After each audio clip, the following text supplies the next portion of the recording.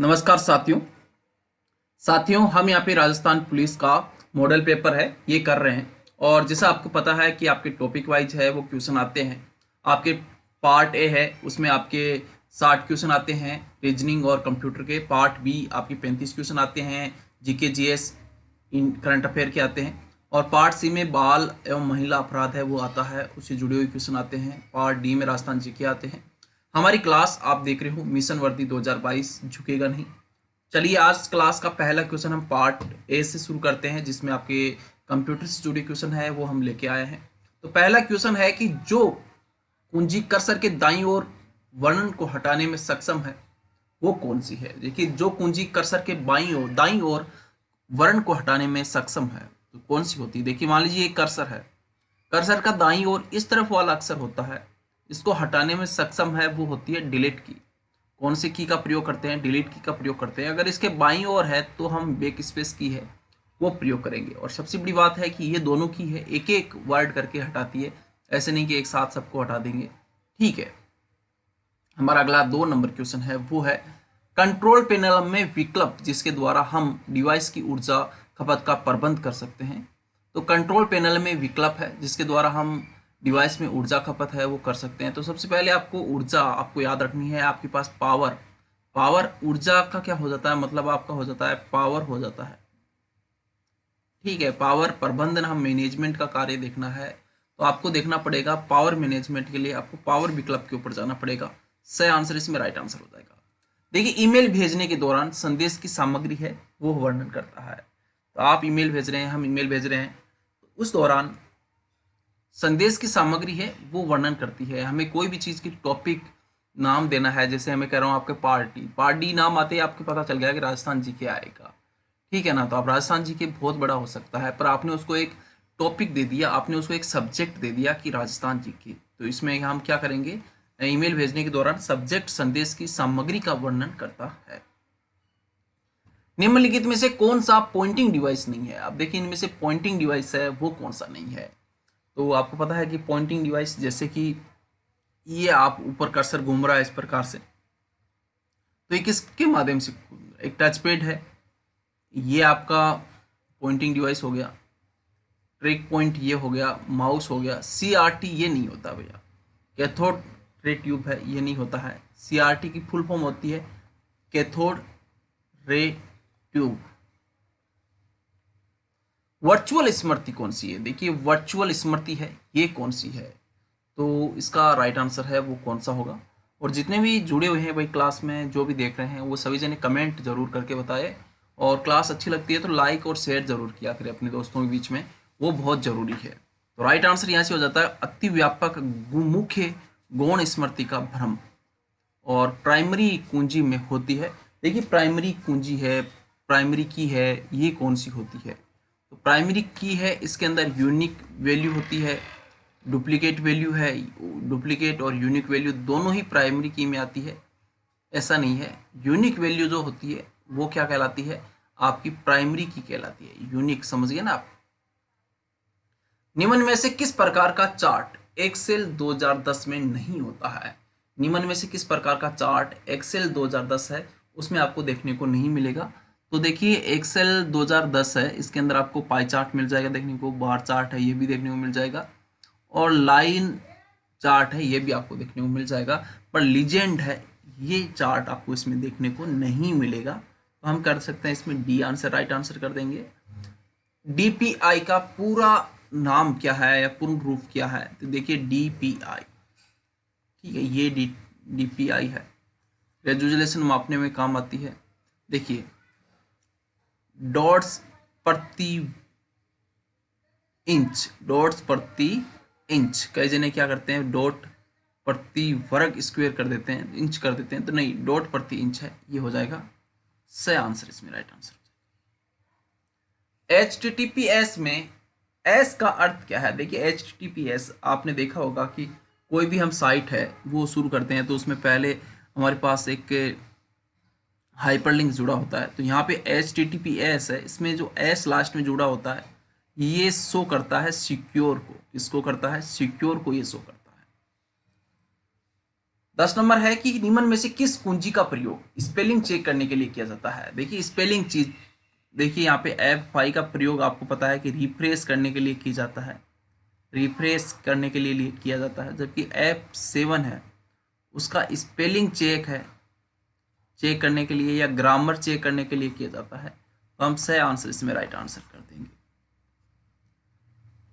आगे बढ़ने से पहले आपको पूरे 150 क्वेश्चन का मॉडल पेपर है वो आपको देखने को मिल जाएगा, यानी 150 क्वेश्चन का मॉडल पेपर, और वो भी अगर आपको फ्री में देने को मिल जाए तो फिर तो और भी मज़ा आ जाता है। ठीक है, तो देखिए 150 क्वेश्चन का मॉडल पेपर जिसमें आप पे टेस्ट देंगे, टेस्ट देने के बाद में आपको अपना रिजल्ट है वो पता चलेगा कि हाँ मैंने 150 क्वेश्चन यहाँ पे किए हैं और मेरे 150 में से मेरे इतने नंबर आए हैं। भाई कितने नंबर आए हैं, जितने भी आपके नंबर आए हैं वो आप देख पाएंगे, फिर आप उसका सॉल्यूशन देख सकेंगे, आंसर की है वो चेक कर पाएंगे, हाँ इसकी आंसर की ये है, इसकी इन क्वेश्चनों की डिटेल ये है, वो आप देख पाएंगे। साथ में आप अपनी रैंक है वो भी जान पाएंगे, आप अपने दोस्त से दोस्त है आपके जो कंपटीटर है उनका उस टेस्ट में क्या हाल रहा है, उनके कितने नंबर आए हैं, आपके कितने नंबर रहे हैं, वो भी आप इसमें चेक कर पाएंगे। ठीक है, और ये सारी सुविधा आपको मिलती है हमारे मोबाइल एप्लीकेशन JPY BHAKR पे।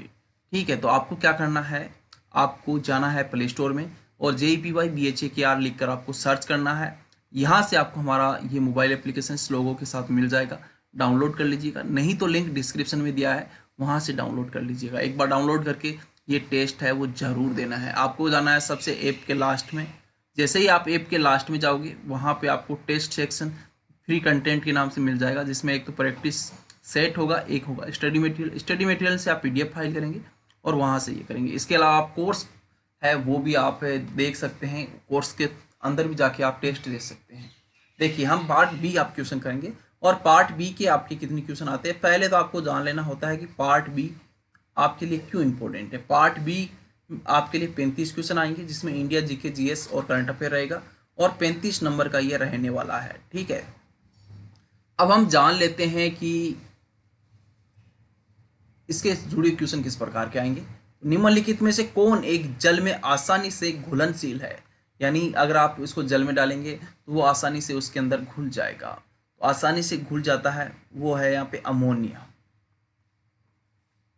और अगला हमारा क्वेश्चन है वो है मोनोजाइट निम्न में से किसका अयस्क है। देखिए मोनोजाइट है ये किसका अयस्क है, ये होता है, तो मोनोजाइट अयस्क होता है भैया आपका थ्योरियम का। बी आंसर इसमें हम क्या करते हैं, राइट आंसर हम कर देते हैं। क्यों शीतकाल की तुलना में ग्रीष्मकाल में अधिक मछलियां मरती है। देखिए ऐसा क्या कारण है जिसे शीतकाल की अपेक्षा ग्रीष्मकाल है उसमें मछलियां है वो ज़्यादा मरती है। तो इसका कारण यही होता है कि ऑक्सीजन के अपक्षय होता है और ऑक्सीजन के अपक्षय के कारण शीतकाल की तुलना में ग्रीष्मकाल में मछलियां अधिक मरती है। निम्न में से किसमें से होकर गुजरने पर प्रकाश की गति न्यूनतम होती है। देखिए प्रकाश सबसे ज़्यादा गति है वो निर्वात में होती है, 3 × 10⁸ मीटर प्रति सेकंड, ये आपको पता है मीटर प्रति सेकंड होती है।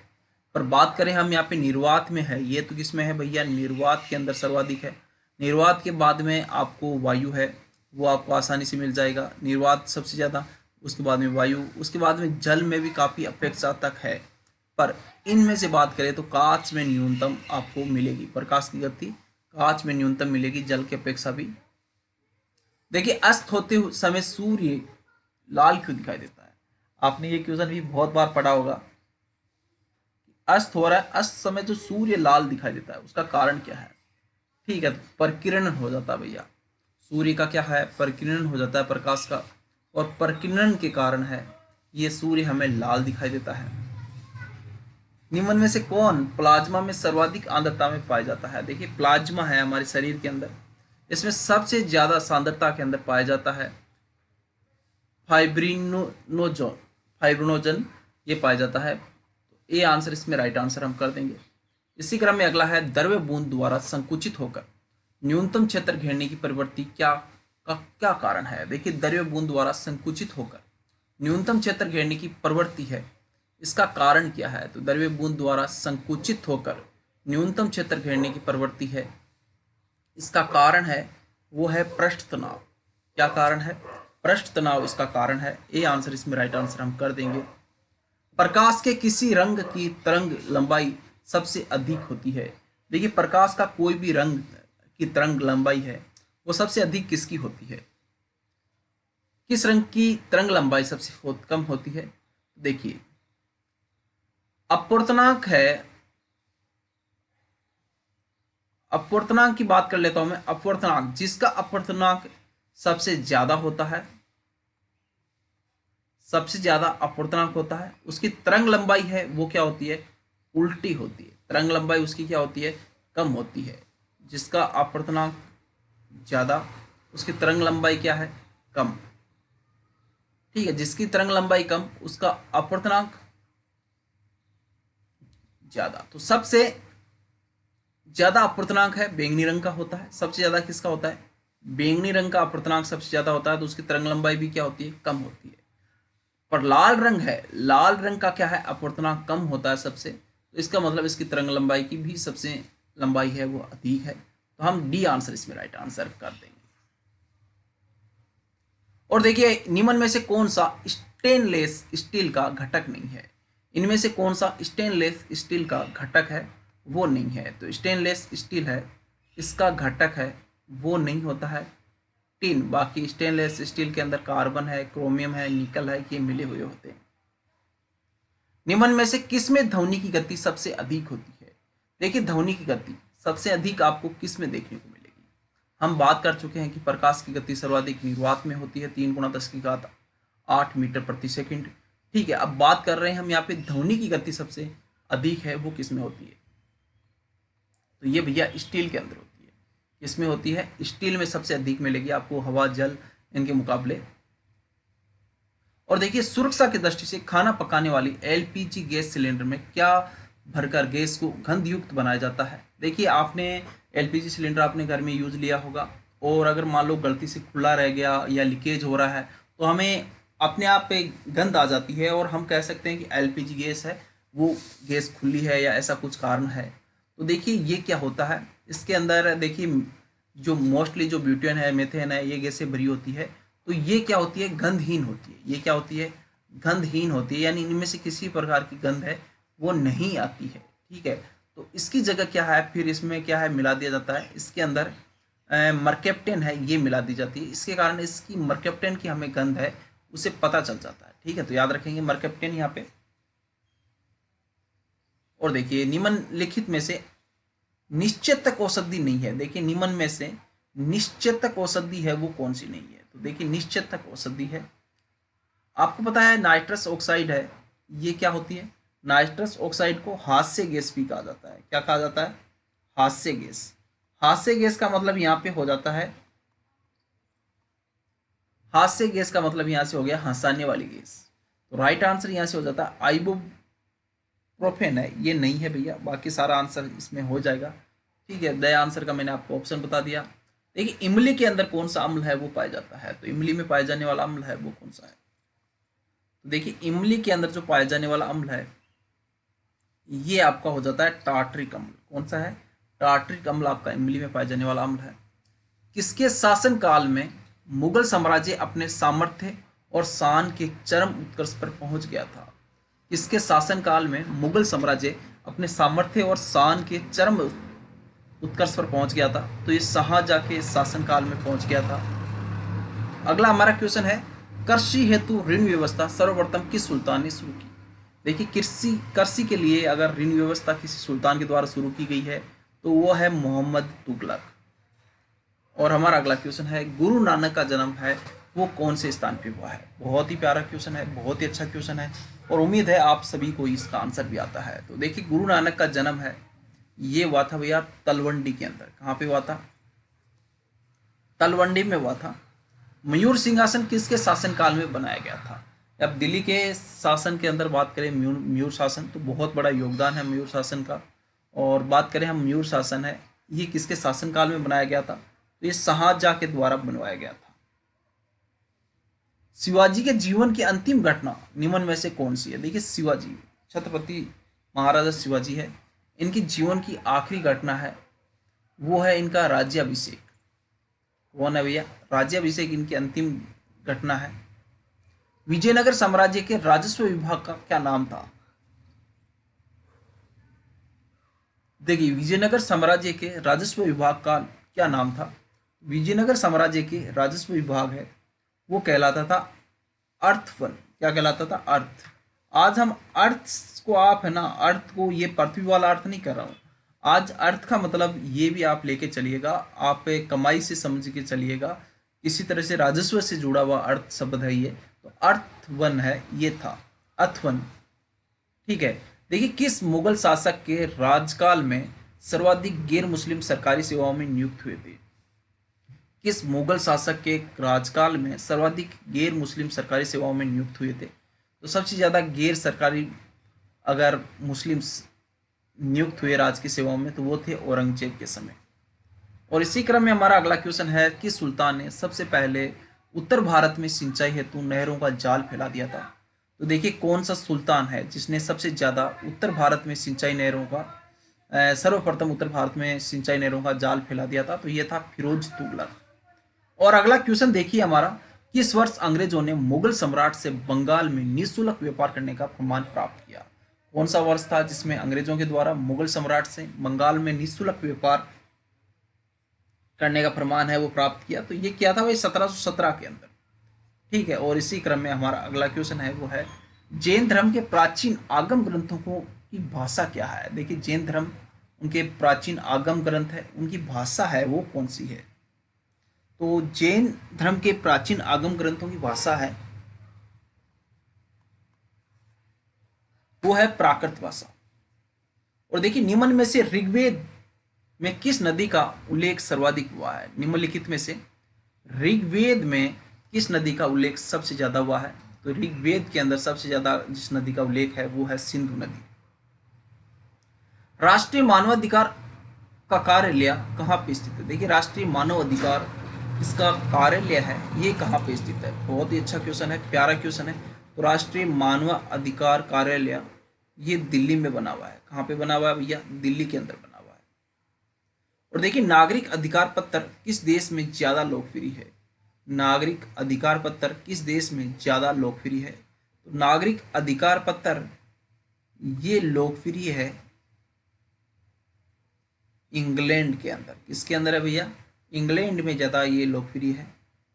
नगर निकायों के कितने प्रकार होते हैं? नगर निकाय मोस्टली 3 प्रकार के होते हैं, नगर परिषद, नगर निगम और नगर पालिका।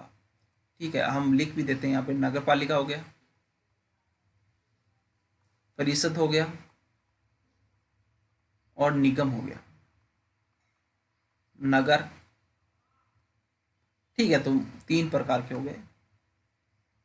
हमारा अगला क्वेश्चन है वो है, 12वीं अनुसूची में कुल कितने विषय हैं? देखिए, 12वीं अनुसूची है उसमें कुल 18 विषय हैं। कितने विषय हैं? 18 विषय हैं। हमारी आकाशगंगा की आकृति किस प्रकार की है? हमारी जो आकाशगंगा है इसकी आकृति किस प्रकार की है? तो हमारी आकाशगंगा की आकृति है वो है स्पाइरल आकार। और इसी क्रम में अगला क्वेश्चन है हमारा, प्रशांत महासागर का चौराहा उपनाम से किसे जाना जाता है? बहुत ही अच्छा प्यारा क्वेश्चन है, बहुत ही इंपॉर्टेंट क्वेश्चन है। देखिए, प्रशांत महासागर का चौराहा उपनाम से जाना जाता है, वो जाना जाता है हवाई द्वीप को। किस द्वीप को जाना जाता है? हवाई द्वीप को प्रशांत महासागर का चौराहा इस नाम से जाना जाता है। और इसी क्रम में अगला हमारा क्वेश्चन है वो है, EIU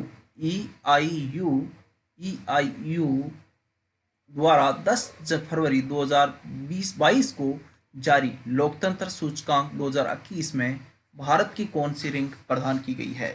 देखिए, ये जो सूचकांक है इसमें भारत को कौन सी रैंक है वो प्रदान की गई है? तो इस सूचकांक में भारत को 46वीं ये रैंक है ये प्रदान की गई है। केंद्रीय सामाजिक न्याय एवं अधिकारिता मंत्री डॉक्टर वीरेंद्र कुमार द्वारा DNT के आर्थिक सशक्तिकरण योजना, जिसको आप शॉर्ट में CEED ये भी कह सकते हैं, इसका शुभारंभ कब किया गया है? तो इनके द्वारा DNT की आर्थिक सशक्तिकरण योजना, scheme for economics empowerment of DNT seed, ये 16 फरवरी 2022 को शुरू की गई है। और वर्ल्ड गोल्ड काउंसिलिंग द्वारा नवीनतम आंकड़ों के अनुसार भारतीय रिजर्व बैंक RBI सोना खरीदने के मामले में विश्व का कौन सा संस्थान बन गया है। तो देखिए वर्ल्ड गोल्ड काउंसिल के द्वारा जारी नवीनतम आंकड़ों के अनुसार आरबीआई सोना खरीदने के मामले में दूसरा स्थान है उसने प्राप्त कर लिया है। और अगला हमारा क्वेश्चन है, ब्रांड फाइनेंस द्वारा जारी नवीनतम ब्रांड वैल्यूएशन रिपोर्ट में देश का जीवन बीमा निगम LIC विश्व स्तर पर बीमा ब्रांडों में कौन से स्थान पर शामिल हो गया है? तो LIC है वो कौन से स्थान पर शामिल हो गया है? तो ये 10वें स्थान पर शामिल हो गया है। आयुर्वेदिक उत्पाद बनाने वाली घरेलू कंपनी देश की पहली पूर्णतः प्लास्टिक कचरा तटस्थ कंपनी बन गई है। देखिए आयुर्वेदिक उत्पाद बनाने वाली घरेलू कंपनी देश की पहली पूर्णतः प्लास्टिक कचरा तटस्थ कंपनी बन गई है। तो राइट आंसर ये कौन सी है? ये बन गई है भैया डाबर। और इसी क्रम में हमारा अब पार्ट बी कंप्लीट होता है। पार्ट बी में हमने 35 क्वेश्चन किए थे, बहुत सारे अच्छे और बहुत ही इंपॉर्टेंट हमने क्वेश्चन यहाँ से किए हैं। अब हम यहाँ पे करेंगे पार्ट सी। हम कौन से क्वेश्चन हम करेंगे यहाँ से? पार्ट सी है वो हम यहाँ पे करेंगे। पार्ट सी के अंदर आपके महिला और बाल अपराध के 10 क्वेश्चन आते हैं और ये भैया आपके 10 नंबर के रहते हैं। तो 10 में से 10 नंबर लाने का मैंने आपको फंडा बता दिया है। जिसको नहीं पता कि 10 में से 10 नंबर कैसे लाते हैं तो पहले ये क्वेश्चन करते हैं, उसके बाद में फंडे पे बात करते हैं। तो देखिए सबसे पहले भारतीय संविधान में इस वर्ष बच्चों और महिलाओं की सुरक्षा का ध्यान दिया गया था। तो सबसे पहले भारतीय संविधान में बच्चों और महिलाओं की सुरक्षा का ध्यान दिया गया था 1950 के अंदर। कब दिया गया था? 1950 में ये ध्यान दिया गया था। सर्वप्रथम किशोर न्याय अधिनियम 1986 में अस्तित्व में आया, जिसे पूरे देश भर के अंदर किस वर्ष लागू किया गया? देखिए सबसे पहले किशोर न्याय अधिनियम है वो अस्तित्व में कब आया?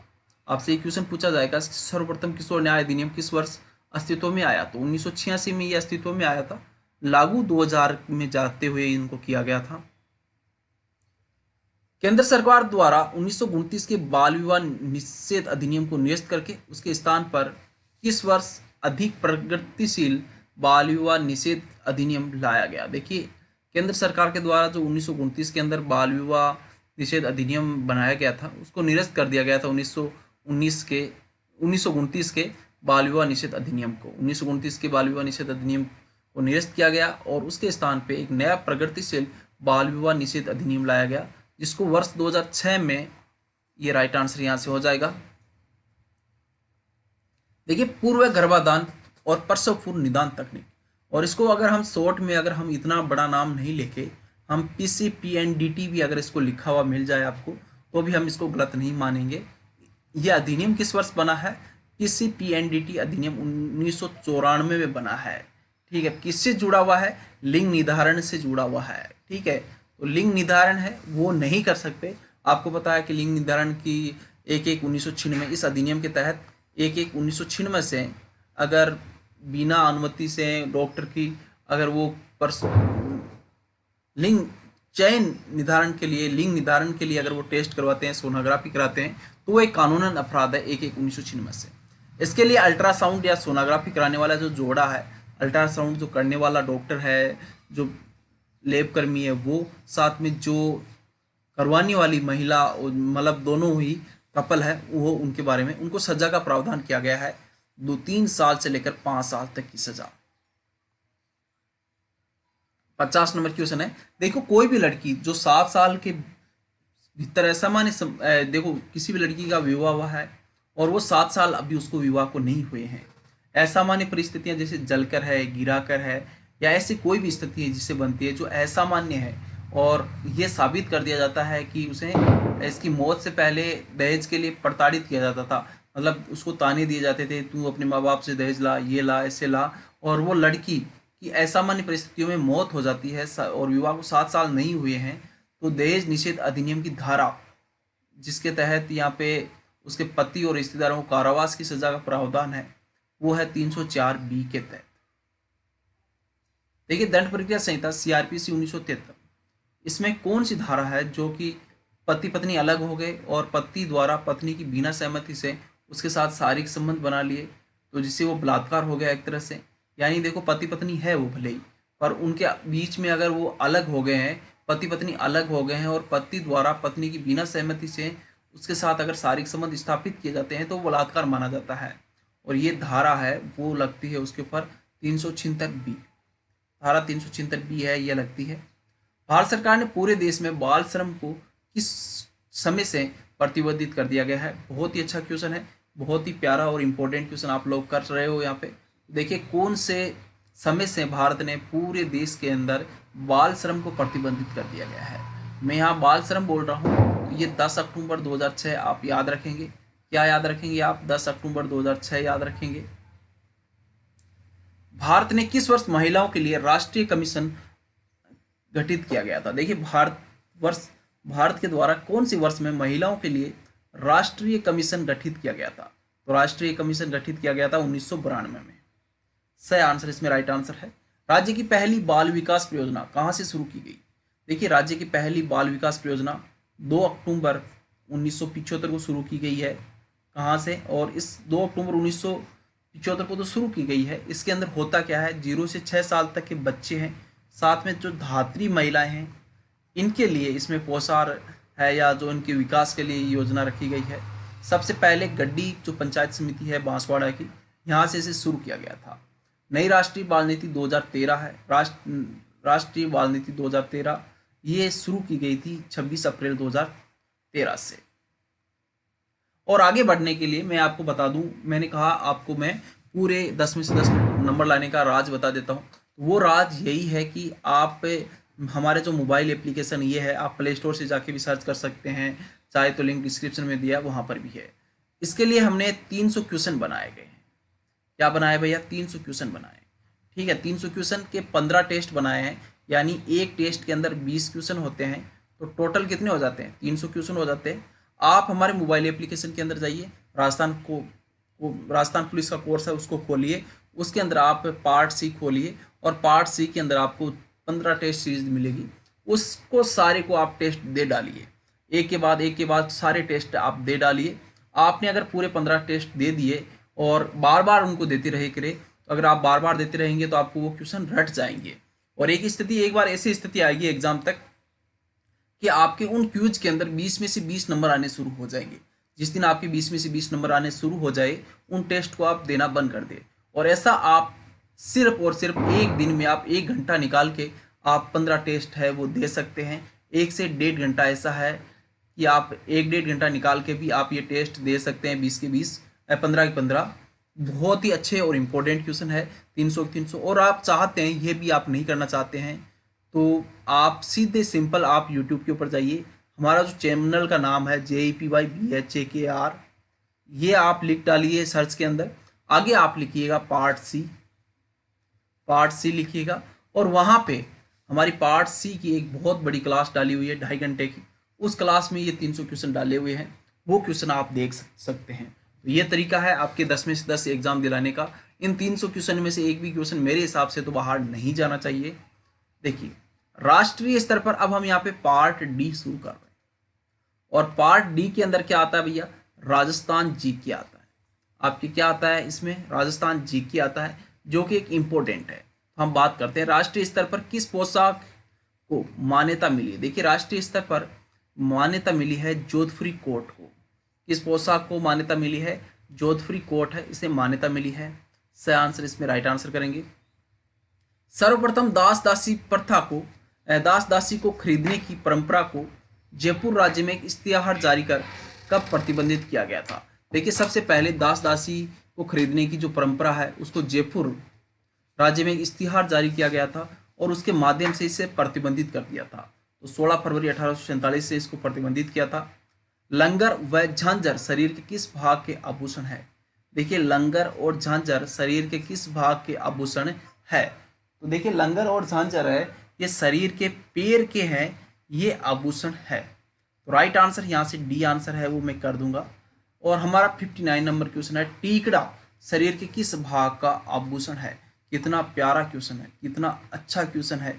देखिए टीकड़ा शरीर के किस भाग का आभूषण है। तो इस प्रकार के प्यारे क्वेश्चन है, उनके आप आंसर जरूर लिखा करें। ऐसे नहीं है कि आप सिर्फ क्लास देख रहे हैं, आप निर्जीव नहीं बने। क्लास में अगर आप देख रहे हैं तो कमेंट जरूर किया करें, साथ साथ में अगर आप क्लास को लाइक नहीं कर रखा है तो आपने लाइक जरूर करें, अपने दोस्तों के बीच में शेयर जरूर करें। ठीक है, तो मैं आपसे कहता हूं कि इस क्लास को लाइक और शेयर जरूर करेंगे आप सभी जने। तो ये सिर और मस्तक इसमें राइट आंसर है वो हो जाएगा। हमारा है राजस्थान में सती प्रथा को राजस्थान में सती प्रथा सबसे ज़्यादा किस जाति में प्रचलित थी? राजस्थान में सती प्रथा सबसे ज़्यादा राजपूत जाति के अंदर है वो प्रचलित थी।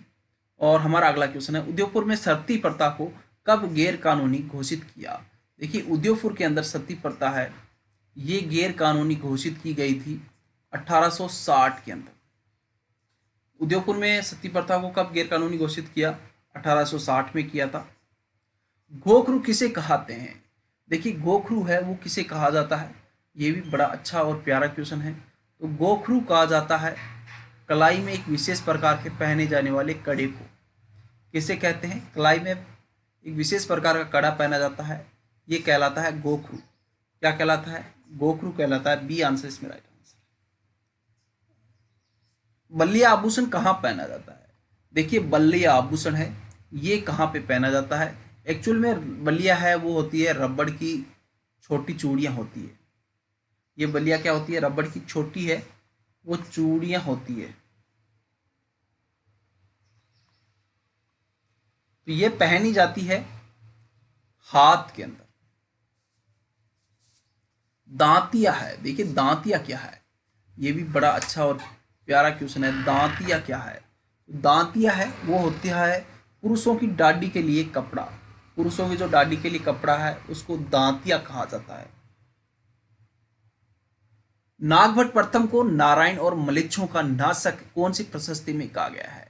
देखिए नागभट्ट पहला इसको नारायण और मलेच्छ है उसका नाशक है वो कहा गया है। तो ये कौन सी प्रशस्ति के अंदर नागभट्ट प्रथम को नारायण और मलेच्छों का नाशक कहा है? तो ये ग्वालियर प्रशस्ति है इसके अंदर इन्हें नारायण और मलेच्छों का नाशक है ये कहा है। जॉर्ज थॉमस द्वारा सन 1800 ईस्वी में राजस्थान के लिए क्या नाम दिया गया? देखिए जॉर्ज थॉमस है इनके द्वारा 1800 ईस्वी में राजस्थान के लिए क्या नाम है वो दिया गया था। तो इसका आंसर आप सभी जने देंगे। तो देखिए राजस्थान के लिए इन्होंने नाम है वो दिया गया था राजपूताना। क्या नाम दिया था? राजपूताना है इन्होंने राजस्थान के लिए नाम दिया गया था। और हमारा अगला क्वेश्चन है वो है सर्वहितकारिणी सभा द्वारा राजस्थान का भागीरथ किसे कहा है? देखिए सर्वहितकारिणी सभा द्वारा राजस्थान का भागीरथ ये किसे कहा है? बहुत ही अच्छा और प्यारा क्वेश्चन है। राजस्थान का भागीरथ है ये कहते हैं गंगा सिंह को। और हमारा अगला क्वेश्चन है वो है चित्तौड़ के दूसरे शाखे में केसरिया का नेतृत्व किनके द्वारा किया गया? देखिए चित्तौड़ का दूसरा शाखा हुआ था उसमें केसरिया है उसका नेतृत्व है किनके द्वारा किया गया था? तो ये किया गया था बाघ सिंह के द्वारा। चित्तौड़ के दूसरे शाखे के अंदर बाघ सिंह है इनके द्वारा नेतृत्व किया गया था। अकबर ने जयमल और फतेह की गजारुद्ध मूर्तियां कहाँ बनवाई? देखिए अकबर है इनके द्वारा जयमल और फतेह की गजारुद्ध मूर्तियां हैं ये कहाँ पे बनाई गई थी? तो अकबर के द्वारा जयमल और फतेह की गजारुद्ध मूर्तियां हैं ये आगरा में बनवाई थी। कहाँ पे बनवाई थी? आगरा के अंदर ये बनवाई गई थी। 32 खंभों की छतरी का निर्माण किसने करवाया? देखिए 32 खंभों की छतरी है उसका निर्माण किसके द्वारा करवाया गया? देखिए बहुत ही अच्छा क्वेश्चन है। 32 खंभों की छतरी है ये है मांडलगढ़।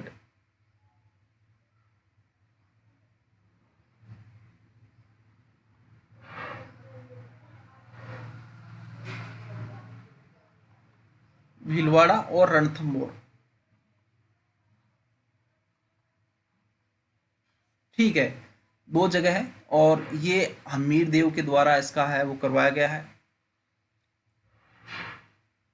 रानी कर्मावती ने लाल पत्थर की अधूरी छतरी कहाँ पे बनवाई? देखिए रानी कर्मावती है इनके द्वारा लाल पत्थर की अधूरी छतरी बनवाई है। तो रानी कर्मावती के द्वारा लाल पत्थर की अधूरी छतरी है ये कहाँ पे बनवाई थी? तो रानी कर्मावती के द्वारा लाल पत्थर की अधूरी छतरी है रणथंभौर में बनवाई है। बी आंसर इसमें राइट आंसर है। भारत में सर्वाधिक विदेशी आक्रमण किस किले पर हुए? देखिए भारत के अंदर सबसे ज्यादा विदेशी आक्रमण है वो कौन से किले पर हुए हैं?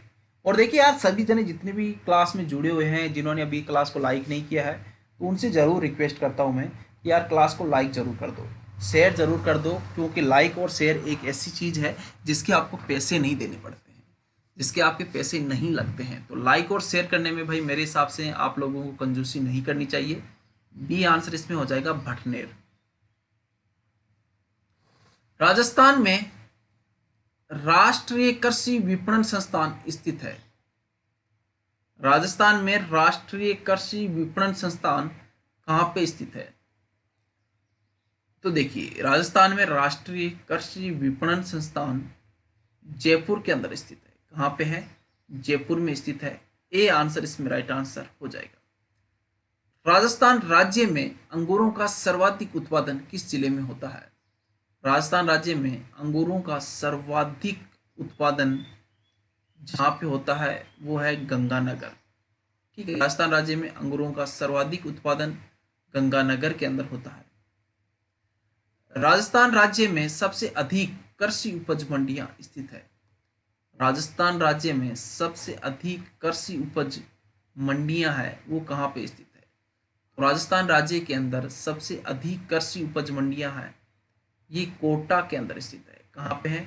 कोटा में स्थित है। डी आंसर हम इसमें राइट आंसर करेंगे। निम्न में से कचरे से बिजली बनाने का पहला कारखाना राजस्थान में कहाँ लगाया गया? देखिए, निम्न में से कचरे से बिजली बनाने का पहला कारखाना है, ये कहाँ पे लगाया गया है?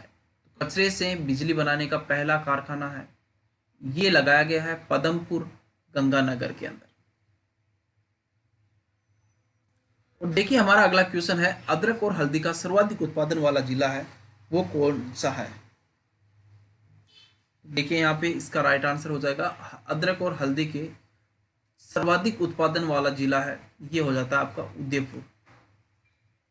और इसी क्रम में हमारा अगला क्वेश्चन है, रोहिणी वरुणा आदि किस्में किस फसल की है? देखिए, रोहिणी है, वरुणा है इत्यादि, आपने ये फसल है ये देखी होगी। किस्म, ये किस्म है, ये कौन सी फसल की है?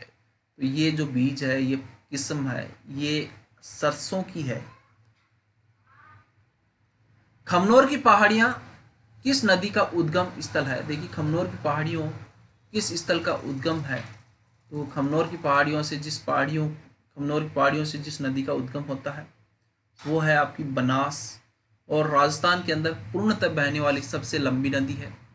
राजस्थान में पूर्णतः बहने वाली सबसे लंबी नदी, राजस्थान में पूर्णतः बहने वाली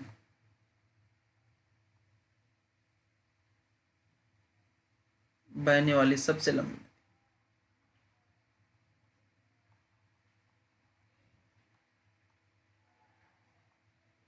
राइट आंसर हो जाएगा बनास। राजस्थान की वह नदी जो अपनी शुष्कता के लिए प्रसिद्ध है, मीणा जाति के लोग इसे गंगा की तरह मानते हैं। देखिए, राजस्थान की वह नदी जो अपनी शुष्कता के लिए प्रसिद्ध है, मीणा जाति के लोग इसे गंगा की तरह मानते हैं, सूकड़ी नदी है। कौन सी नदी है? सूकड़ी नदी है। राजस्थान के किस जिले में आक्कल लकड़ी का जीवाश्म पार्क स्थित है?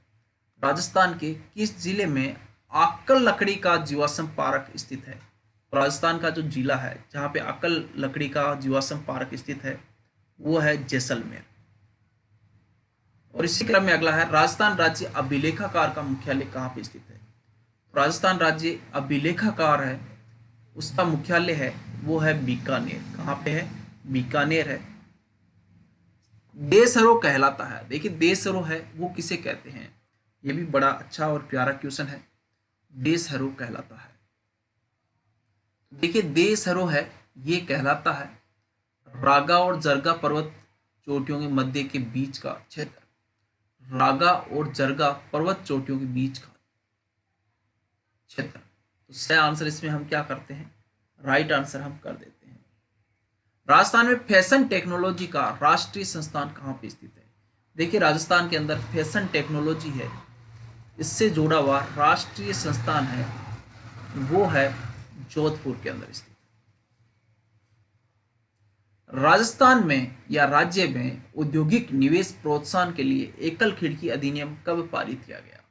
देखिए, राज्य में औद्योगिक निवेश और प्रोत्साहन इसके लिए एकल खिड़की अधिनियम किस वर्ष पारित किया गया था? तो एकल खिड़की अधिनियम ये पारित किया गया था 2011 के अंदर। पीपीपी मॉडल पर राजस्थान में सबसे ज़्यादा प्रोजेक्ट किस क्षेत्र में पूरे किए जा चुके हैं संख्या के अंदर? देखिए, पीपीपी मॉडल के आधार पर बात करें तो सबसे ज़्यादा सड़क है वो बनाई जा चुकी है। और अगला है, राजस्थान को खनिजों की दृष्टि से भूगर्भवेताओं ने किस नाम से पुकारा है? देखिए, राजस्थान को अगर हम बात करें खनिजों की दृष्टि से, तो जो भूगर्भवेता है उनके द्वारा इनको खनिजों का संग्रहालय है वो कहा है। राजस्थान में पावड़ा परियोजना जिन जिलों में क्रियान्वित की जा रही है वो जिले कौन कौन से हैं? तो राजस्थान में जो पावड़ा परियोजना है जिन जिलों में क्रियान्वित की जा रही है वो जिले कौन कौन से हैं वो हम जान लेते हैं। देखिए, पावड़ा परियोजना ये अलवर और चित्तौड़गढ़ के अंदर है, वो क्रियान्वित की जा रही है। स आंसर इसमें राइट आंसर है। कुशाल सिंह की पराजय के बाद ब्रिटिश सेना ने आउवा पर कब्जा किस वर्ष किया? देखिए, कुशाल सिंह की पराजय हो गई, हार हो गई, इसके बाद में ब्रिटिश सेना है उनके द्वारा आउवा के ऊपर है वो कब्जा कर लिया था 24 जून 1858 को। किस चित्रशैली पर अन्य चित्रशैली का प्रभाव नहीं पड़ा था? तो ये कौन सी चित्रशैली है जिस पर अन्य चित्रशैली का प्रभाव है वो हमें देखने को नहीं मिलता है या नहीं पड़ा था? तो ये है जैसलमेर की चित्रशैली। चारों ओर से पहाड़ियों से घिरे हुए उदयपुर बेसिन का स्थानीय भाषा में किस नाम से जाना जाता है? देखिए, चारों ओर इसकी पहाड़ियां हैं और इससे घिरा हुआ जो उदयपुर बेसिन है वो किस नाम से जाना जाता है? तो चारों ओर से घिरा हुआ उदयपुर बेसिन स्थानीय भाषा में गिरवा के नाम से जाना जाता है। चलिए अगला हम क्वेश्चन देखते हैं। निम्नलिखित में से कौन सा नदी बेसिन राजस्थान के पूर्वी मैदानी प्रदेश का भाग नहीं है? निम्नलिखित में से कौन सा नदी बेसिन राजस्थान के पूर्वी मैदानी प्रदेश का भाग नहीं है? तो इनमें से कौन सा जो नदी बेसिन है वो राजस्थान के पूर्वी मैदानी भाग में का भाग नहीं है? तो ये लूनी बेसिन है, ये नहीं है। कौन नहीं है? लूनी बेसिन है वो नहीं है। डी आंसर इसमें राइट आंसर है, वो हो जाएगा आपका।